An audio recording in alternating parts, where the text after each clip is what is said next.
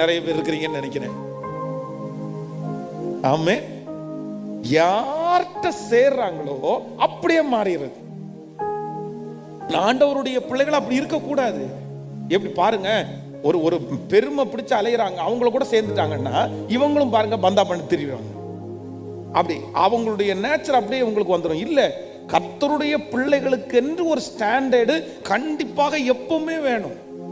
உங்களுக்கென்று ஒரு அறிவு, உங்களுக்கென்று ஒரு ஞானம், உங்களுக்கென்று ஒரு பழக்கம், உங்களுக்கென்று ஒரு ஸ்டைலு, உங்களுக்கென்று ஒரு வரைமுறை கண்டிப்பாக அவசியமானது.